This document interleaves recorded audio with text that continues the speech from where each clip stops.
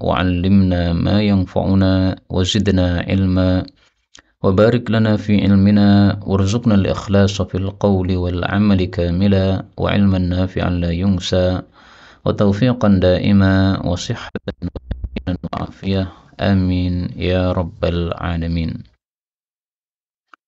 Alhamdulillah kaum muslimin rahimakumullah. Kita lanjutkan pengajian kitab Al-Arba'un fil Maulid Syarif atau Al-Arba'un fit Ta'rif bin Nabi Syarif, tentang biografi baginda Rasulullah sallallahu alaihi wasallam secara ringkas. Dan pada pertemuan yang lalu sudah kita bahas hadis 21 sampai 25, maka kita ulangi sejenak. Hadis 21 menunjukkan bahwa salah satu akhlak Nabi sallallahu alaihi wasallam, beliau senantiasa zikir kepada Allah Subhanahu wa taala, sedikit sekali melakukan sesuatu yang sia-sia, kemudian salatnya panjang, khutbah Jumatnya pendek, lebih panjang salatnya daripada khutbahnya. Dan beliau sangat tawadhu sehingga beliau tidak merasa enggan untuk berjalan menemani seorang janda maupun orang miskin untuk menyelesaikan hajat mereka. Kemudian pada hadis yang ke-22 ini juga tentang tawadhu Rasul sallallahu alaihi wasallam dalam hal makan, maka beliau makan dengan lesehan dan juga beliau memerah susu dengan tangannya sendiri, tidak minta bantuan kepada orang lain. Kemudian kalau diundang oleh siapapun beliau datang, meskipun yang mengundang hanyalah seorang budak dan makanannya hanyalah roti syair, yaitu gandum yang sangat murahan. Maka itu tawadhu Rasul sallallahu alaihi wasallam. Kemudian hadis yang ke-23 tentang fisik Rasul sallallahu alaihi wasallam, semuanya menunjukkan keindahan beliau. Mulutnya lebar, yaitu fasih bicaranya. Kemudian matanya ashkal, yaitu pada bagian putihnya ada kemerah-merahan, dan itu terpuji bagi orang-orang Arab.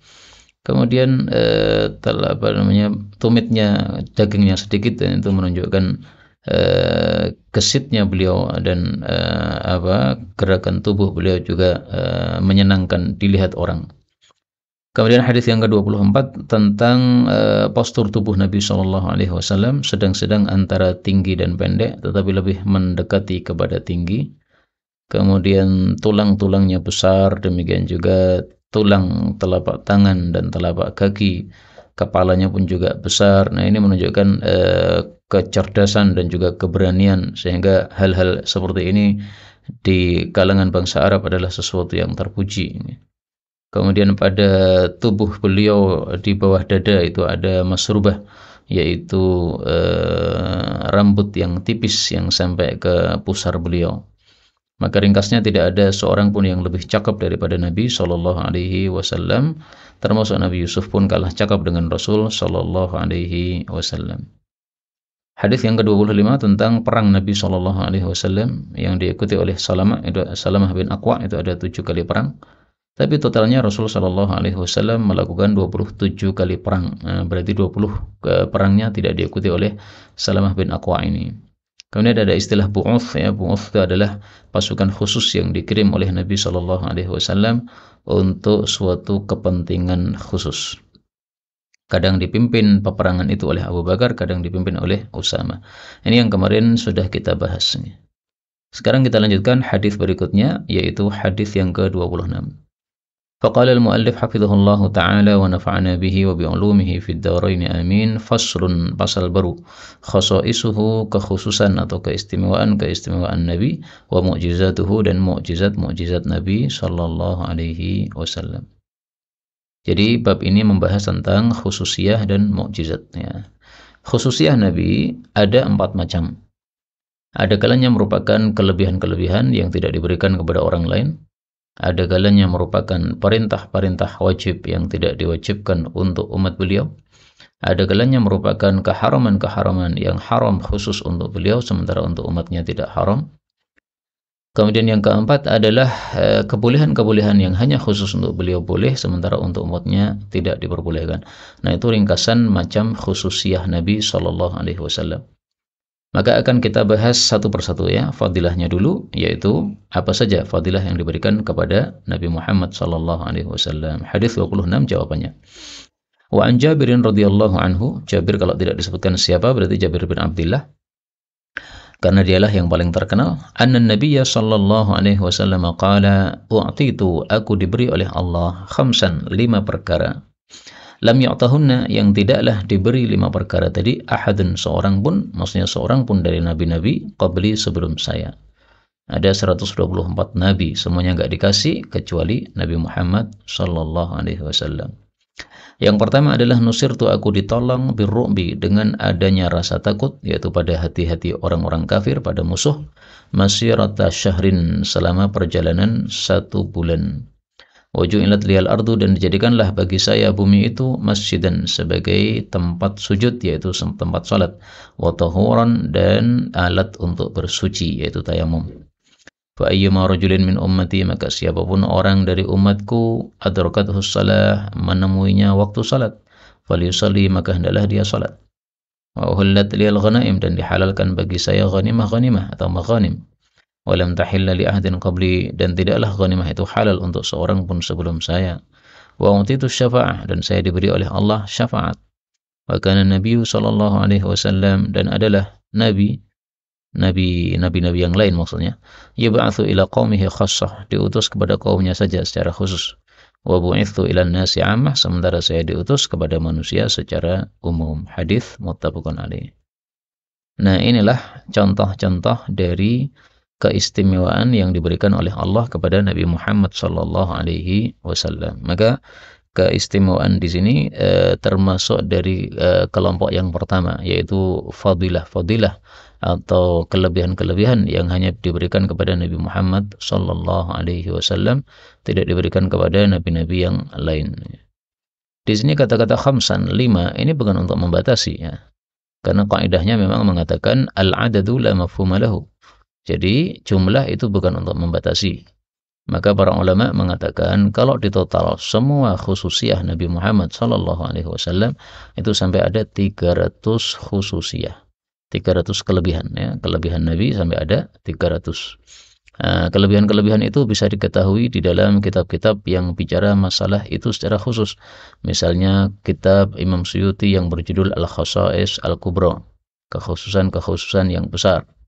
Yang kitab ini sudah diringkas oleh guru kami Syekh Abdullah At-Talidi rahimahullah dalam kitab beliau Tahdzib Al-Khasa'is Al-Kubra, ya, ringkasan dari khususiyah kubra.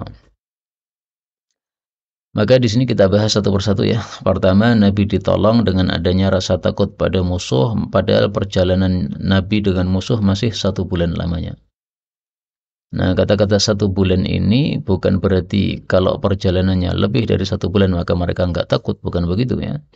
Karena pada masa itu musuh-musuh Nabi tidak ada yang jaraknya dari kota Madinah lebih dari 1 bulan perjalanan. Andaikan waktu itu ada musuh-musuh yang mereka jauhnya lebih dari 1 bulan, sama juga mereka akan ketakutan terhadap Rasulullah sallallahu alaihi wasallam.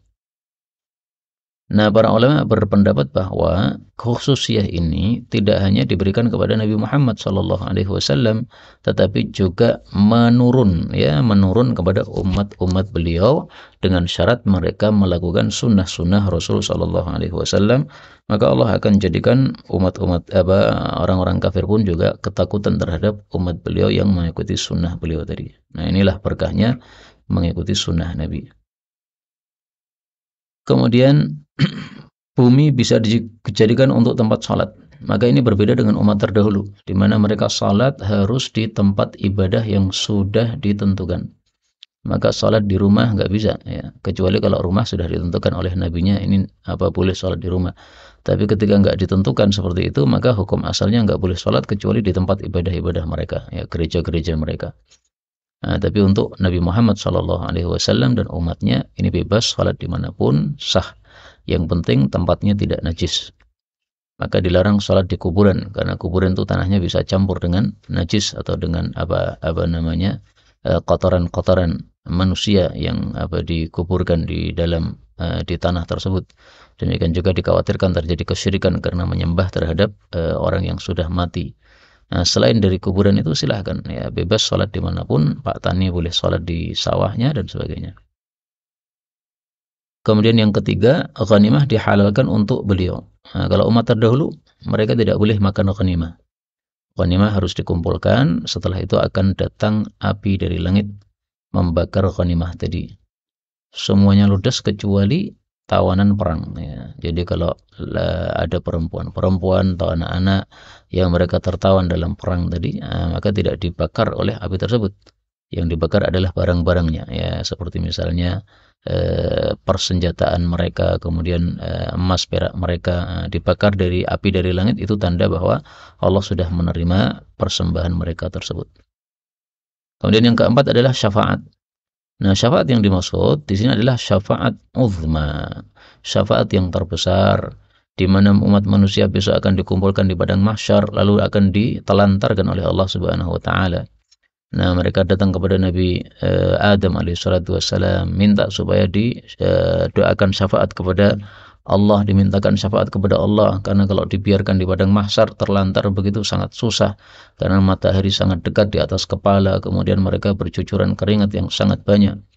Nah, maka Nabi Adam mengatakan, saya nggak bisa, kamu minta sama Nabi Nuh saja. Nabi Nuh menunjuk Nabi Ibrahim menunjuk Nabi Musa menunjuk Nabi Isa nunjuk Nabi Muhammad SAW. Nah, saat itulah beliau memintakan syafaat yang terbesar untuk seluruh manusia di atas padang mahsyar di akhirat. Nah, itulah syafaat yang dikhususkan untuk Nabi Muhammad SAW. Karena syafaat kan ada 4 macam ya.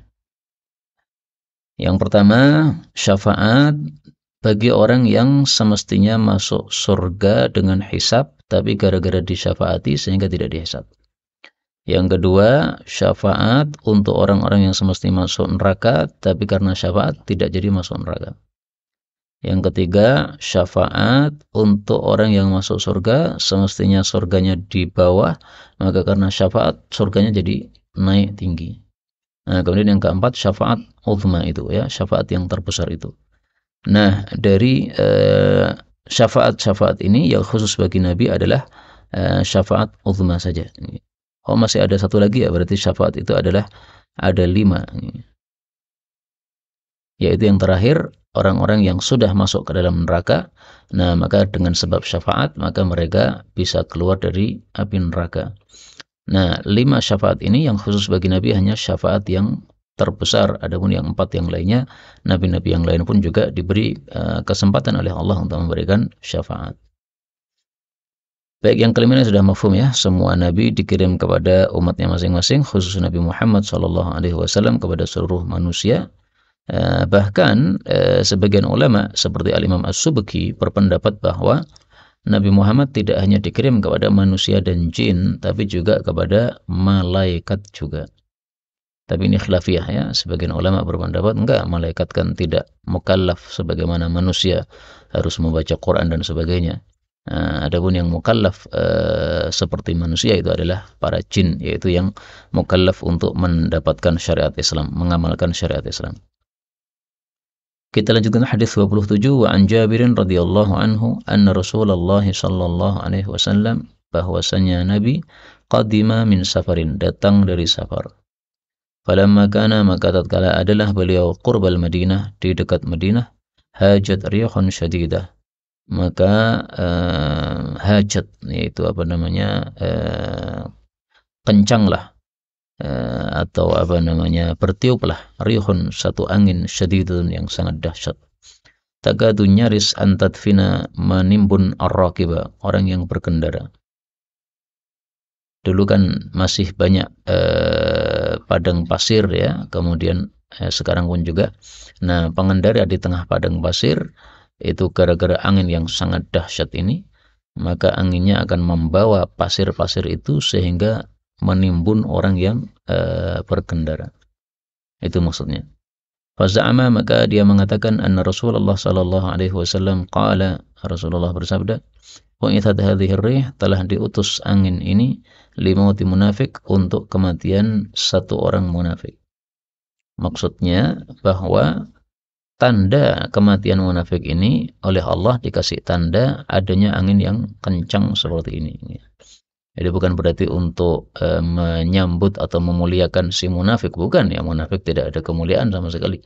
Tapi maksudnya Allah kasih tanda, ini kalau ada angin kencang maka ini adalah satu munafik mati. Falamma qadimal Madinah, maka tatkala beliau datang ke Madinah, fa idza munafiqun, ternyata ada seorang tokoh munafik azimun yang agung, diagungkan maksudnya, diagungkan orang-orang ya. Minal munafikin, di antara para munafikin, qad mata, betul-betul dia telah mati. Hadis riwayat Imam Muslim.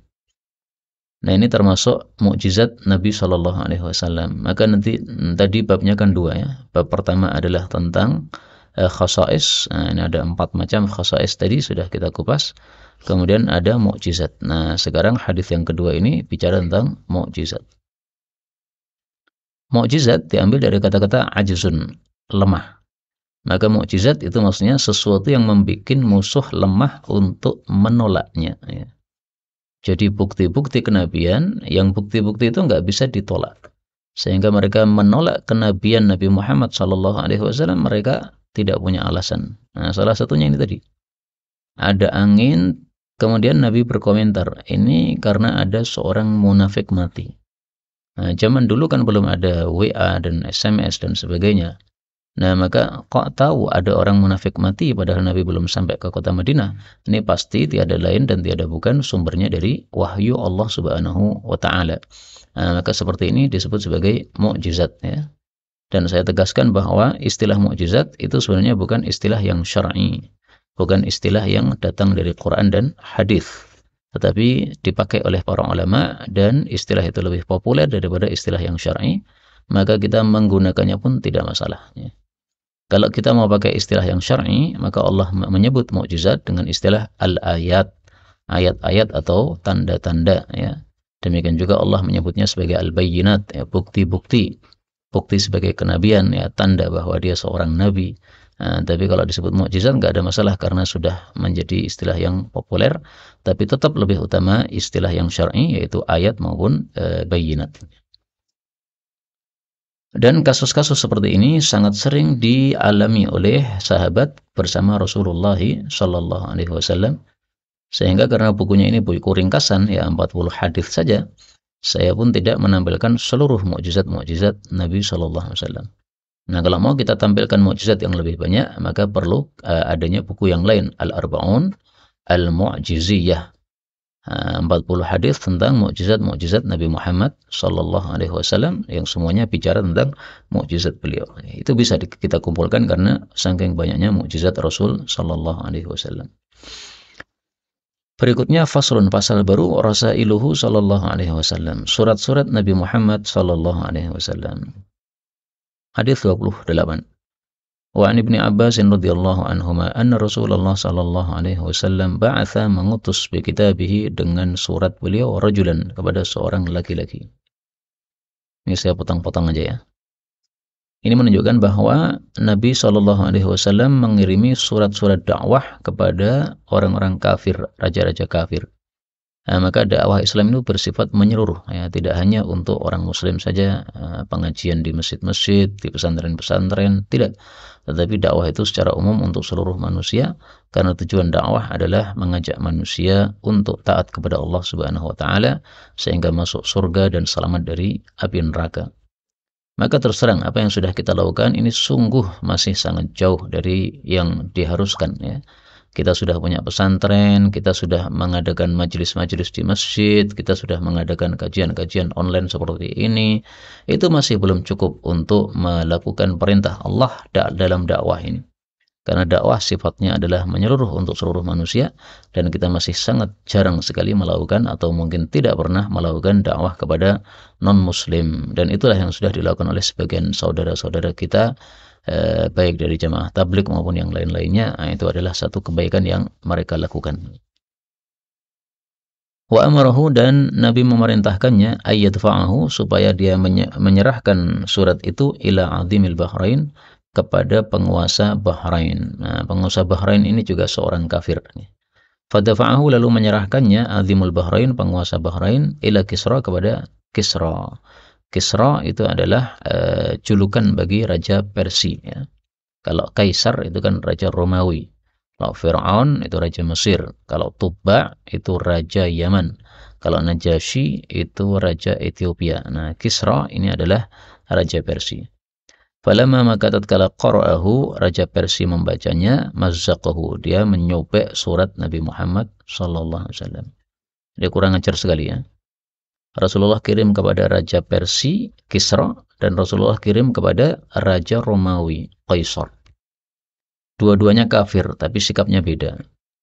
Yang Kaisar, ketika membaca surat Nabi, dia mengetahui ini sebenarnya kebenarannya. Tapi kalau saya ikuti Muhammad, jabatan saya akan turun. Dulu dia menjadi Kaisar, tapi kalau ikut Nabi Muhammad SAW, ya jabatannya jadi rakyat jelata, karena menjadi umatnya Nabi Muhammad SAW. Akhirnya dia tidak mau mengikuti Islam, tetapi dalam hatinya dia mengakui ajaran Nabi Muhammad, ajaran yang benar, sehingga dia tidak menyobek suratnya Nabi Muhammad SAW, dia muliakan surat tadi. Adapun si Kisra ini kurang ajar sekali ya. Begitu mendengar surat Nabi Muhammad SAW dibacakan kepada dia, marah, dia mengetahui isinya, disobek. Qala rawi, berkata rawi hadis, fahasibtu, maka saya mengira anna ibna al-Musayyib, bahwasanya Sa'id bin Musayyib, ini boleh dibaca juga Musayyab.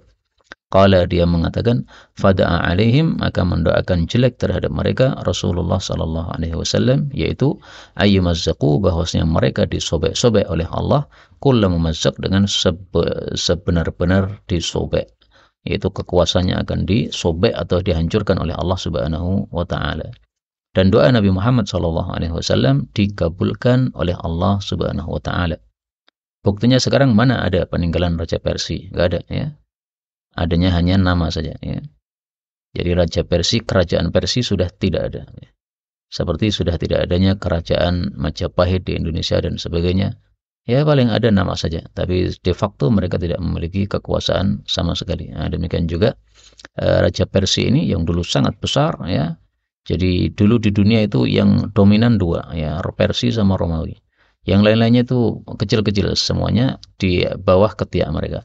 Nah, tapi ternyata oleh Allah Persia dihancurkan, demikian juga Romawi dihancurkan setelah datangnya kaum muslimin yang dipimpin oleh sahabat-sahabat Nabi Shallallahu Alaihi Wasallam. Tentang kehancuran Persia ini ada hadisnya juga.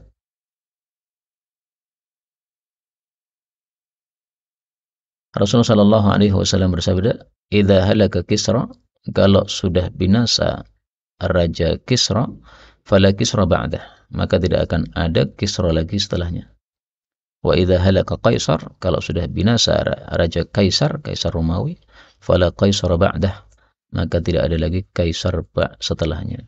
Walladzi nafsi biyadihi, demi Allah, la tunfaqanna kunuzuhuma, sungguh betul-betul simpanan atau gudang-gudang kekayaan keduanya akan dinafkahkan fi sabilillah, di jalan Allah.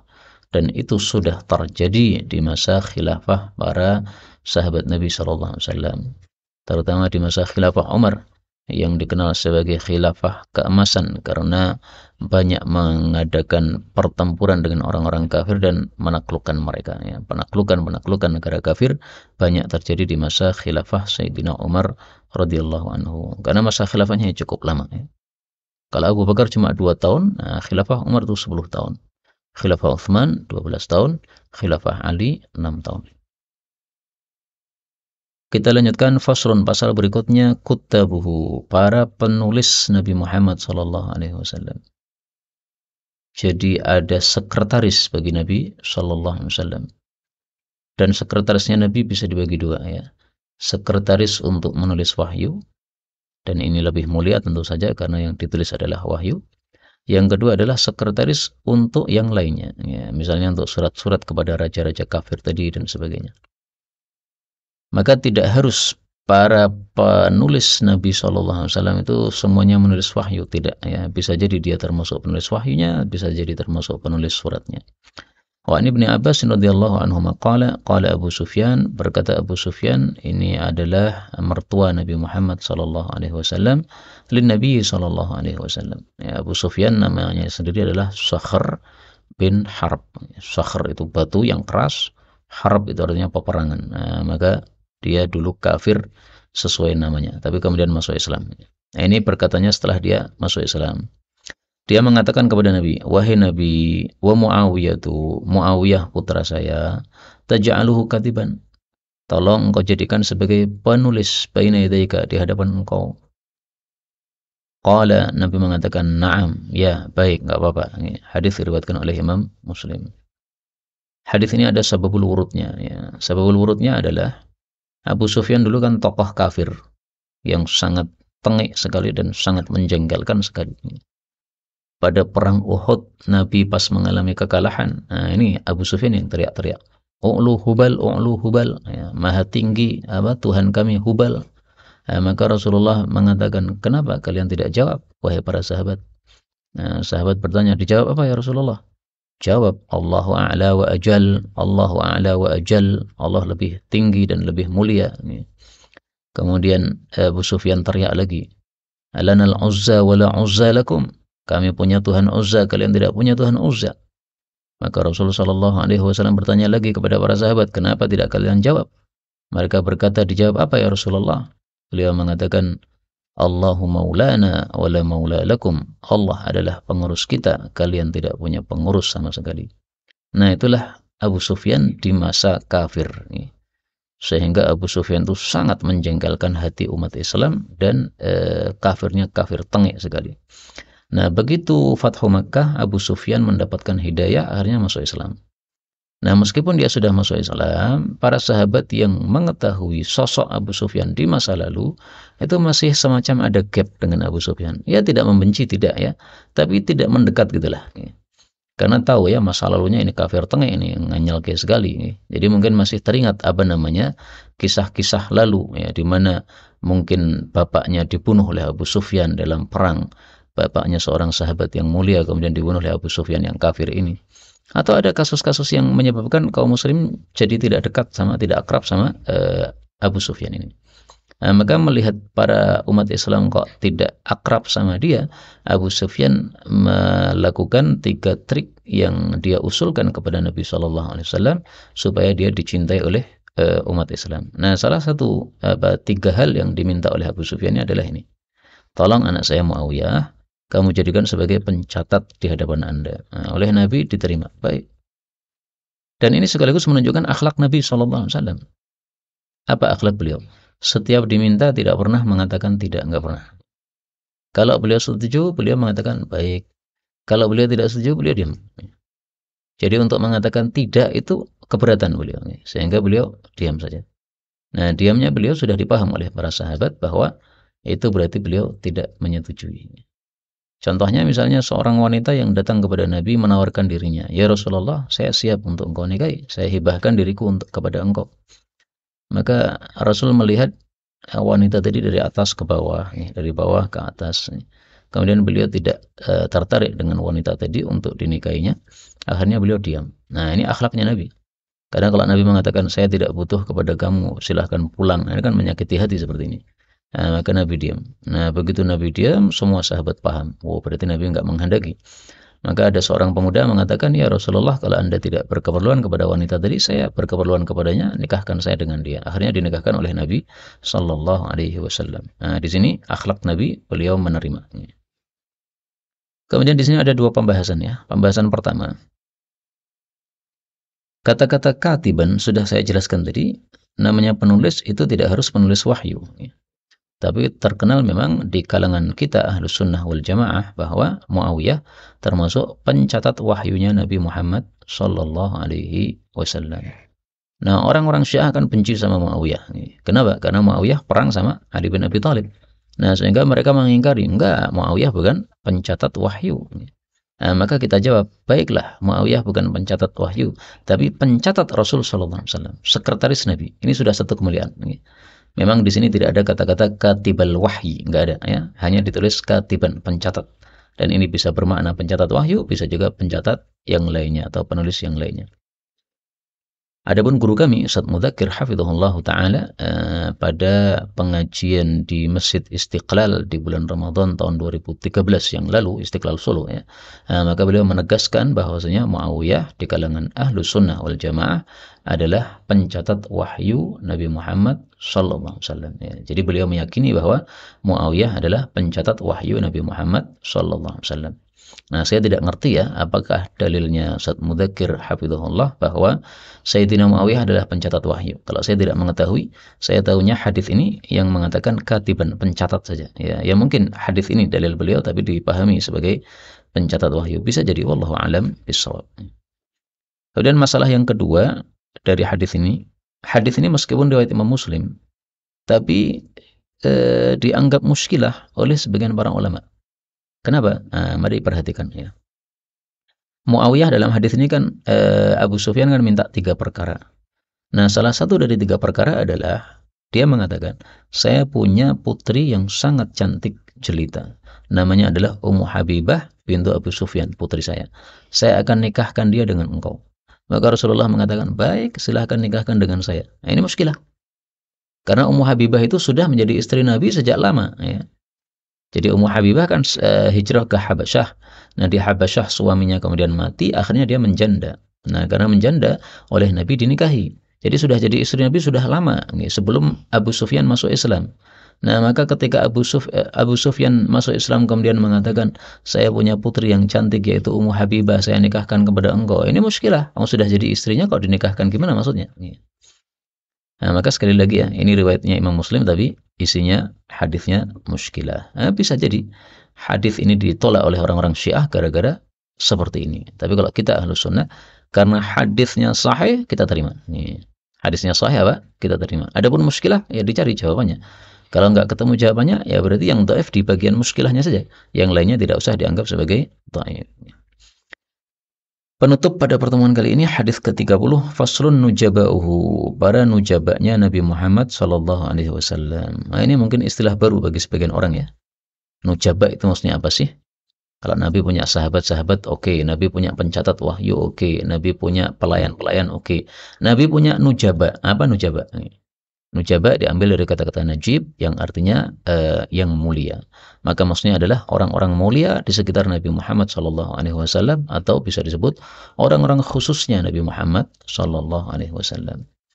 Qala Ali bin Abi Thalib qala an-nabiy sallallahu alaihi wasallam inna kulla nabiyyin, sesungguhnya setiap nabi u'tiya sab'ata nujaba, diberi 7 nujaba, rufaqa yang menjadi teman-temannya, au ruqaba atau menjadi penjaga-penjaganya ya.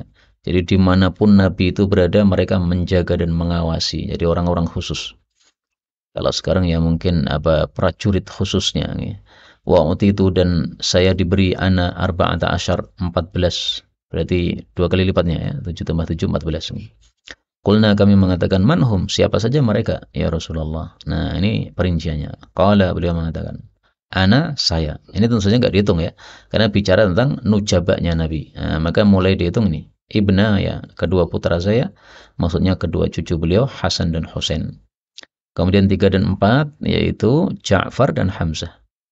Ja'far bin Abi Thalib berarti sepupu Nabi Muhammad SAW, putranya paman beliau Abu Thalib. Hamzah adalah paman Nabi Muhammad SAW. 5 dan 6 Abu Bakar dan Umar. 2 khalifah Nabi sallallahu alaihi wasallam. Ketujuh Mus'ab bin Umair. Ke-8 dan ke-9 Bilal dan Salman. Ini sama-sama orang jauh ya. Kalau Bilal ini dari Ethiopia, muadzinnya Nabi. Kalau Salman ini dari Persia yang dia kemudian dibebaskan oleh Nabi sallallahu alaihi wasallam dari perbudakan karena asalnya dia seorang budak. Kemudian 10 dan 11 Ammar dan Miqdad. Ini orang-orang yang terkenal handal dalam peperangan. Kemudian 12, 13 Hudzaifah dan Abdullah bin Mas'ud radhiyallahu taala anhuma. Nah, totalnya baru 13 ya. Padahal tadi disebutkan berapa? Arba'ata asyar, 14. Nah, bisa ditambahkan satu lagi, silahkan ditulis sendiri, yaitu Abu Dzar radhiyallahu anhu. Karena dalam satu riwayat disebutkan nama Abu Dzar dan tidak disebutkan nama Mus'ab bin Umair. Nah, kalau di sini justru Mus'ab bin Umar disebutkan, Abu Dzar enggak disebutkan. Nah, maka kalau kita gabungkan semuanya berarti pas ada 14 orang. Ya, itu kalau Nabi Muhammad SAW tidak dihitung. Ya tentu saja Nabi tidak dihitung karena Nabi bicara tentang nujaba beliau. Sehingga diri beliau ya bukan termasuk ya. Beliau justru yang jadi intinya. Adapun nujabanya ini orang-orang sekitarnya. Hadis ini diriwayatkan oleh Tirmidzi dan beliau mengatakan hasan gharibun min hadzal wajh. Jadi derajatnya hasan. Tapi saya harus jujur, Syekh Albani menganggap hadis ini derajatnya dhaif. Sehingga ringkasnya, apakah ada hadis tentang nujaba diperselisihkan oleh para ulama. Ada yang mengatakan ada, yaitu sahih maksudnya ya. Ada yang mengatakan tidak ada yang sahih sehingga tidak bisa dijadikan sebagai hujjah. Nah, maka ini kalau kita mengikuti pendapat Imam Tirmidzi yang menilai hadis ini hasan, maka kita anggap hadis ini bisa dijadikan sebagai hujjah, sebagai dalil. Maka kita perlu mengerti siapa-siapa orang-orang khusus di sekitar Nabi Muhammad sallallahu alaihi wasallam. Ini tentu saja tidak meniadakan sahabat-sahabat Nabi yang lain yang punya fadilah ya. Sayyidina Utsman, Sayyidina Ali enggak disebutkan di sini. Tapi punya fadilah besar yaitu sebagai khalifah Rasul sallallahu alaihi wasallam yang ketiga dan keempat. Demikian juga termasuk orang yang dijamin masuk surga dari 10 orang yang dijamin masuk surga. Jadi mereka itu punya keistimewaan masing-masing ya. Misalkan Muawiyah, keistimewaannya apa? Pencatat Nabi atau sekretaris Nabi. Kemudian 4 khalifah, keistimewaannya apa? Ya, pengganti Nabi sallallahu alaihi wasallam. Bilal keistimewaannya apa? Dijamin masuk surga. Kemudian muadzinnya Nabi, kemudian termasuk nujabanya Nabi. Jadi bukan untuk mengurangi hak atau keistimewaan sahabat yang lain, tidak. Tapi masing-masing punya keistimewaan sendiri-sendiri. Maka sekali lagi kita ulangi ya, nujabanya Nabi ada 14. Hasan dan Husain, ini cucu Nabi SAW, dan keduanya adalah tokohnya pemuda ahli surga. Kemudian Ja'far dan Hamzah, ini kerabat Nabi SAW, satunya sepupunya, satunya pamannya. Kemudian Abu Bakar Umar, ini adalah mertua-mertua Nabi SAW, karena Abu Bakar punya putri Aisyah dinikahi Nabi, Umar punya putri Hafsah dinikahi Nabi. Kemudian Mus'ab bin Umair, ini saya kasih satu nomor ya, karena dia seorang sahabat Nabi yang terkenal sebagai duta Islam pertama. Jadi dia dikirim dari Mekah ke Madinah untuk dakwah. Maka Mus'ab bin Umair ini sudah sampai ke Madinah sebelum Nabi hijrah. Dia kemudian berdakwah di Madinah. Diutus Nabi SAW. Dengan dakwahnya banyak orang-orang yang masuk Islam. Maka masuk Islamnya orang-orang Madinah banyak dari jasanya Mus'ab bin Umair radhiyallahu anhu. Dan dialah orang yang ketika mati pada waktu perang kemudian akan dikafani, ternyata kain kafannya tidak mencukupi tubuh dia, sehingga akhirnya bagian kepalanya ditutupi kain kafan, kemudian kakinya yang masih terbuka ditutupi dengan rumput ilkhir. Ini sangat miskin sekali ya, tetapi dia termasuk orang yang sangat berjasa dalam Islam ini. Bilal dan Salman saya kasih satu nomor karena apa? Bilal ini orang jauh, Salman juga orang jauh, satunya muadzin Nabi, satunya orang Persia yang kemudian dibebaskan oleh Nabi SAW. Kemudian Ammar dan Miqdad ya. Ammar kita ketahui sabda Nabi SAW mengatakan bahwasanya Ammar itu Rasul mengatakan ihtadu bihadi Ammar ya. Wahtadu, dan ambillah petunjuk atau ikutilah petunjuk bihadi Ammar, dengan petunjuk yang dibawa oleh Sayyidina Ammar. Ini fadilahnya Sayyidina Ammar. Jadi hadis orang-orang ini kalau kita bicarakan fadilahnya masing-masing akan banyak hadis yang kita tampilkan. Tapi ini secara ringkas saja ini, untuk mengingat siapa-siapa mereka. Adapun Miqdad ini adalah orang yang terkenal ketika Nabi mengajak perang, maka Miqdad mengatakan, wahai Rasulullah, kami tidak akan mengatakan seperti Bani Israel mengatakan kepada Nabi Musa, pergilah kamu dan Tuhanmu, kami duduk-duduk saja di sini. Tapi kami mengatakan, inna ma'akuma muqatilun, kami akan berperang bersama kalian berdua, yaitu bersama Allah dan Rasulullah sallallahu alaihi wasallam. Adapun Hudzaifah ini adalah pemegang rahasia Nabi sallallahu alaihi wasallam. Adapun Abdullah bin Mas'ud ini adalah orang yang sering keluar masuk rumah Nabi, sehingga orang-orang mengira bahwa dia termasuk kerabat Nabi Shallallahu Alaihi Wasallam. Padahal bukan, tapi karena sangat khususnya Abdullah bin Mas'ud dengan Rasul Shallallahu Alaihi Wasallam. Inilah kaum muslimin rahimani wa rahimakumullah, beberapa hadis yang dapat kita bicarakan benarnya dari Allah, kalaupun ada salahnya fa astaghfirullahal azim li wa lakum walhamdulillahi rabbil alamin.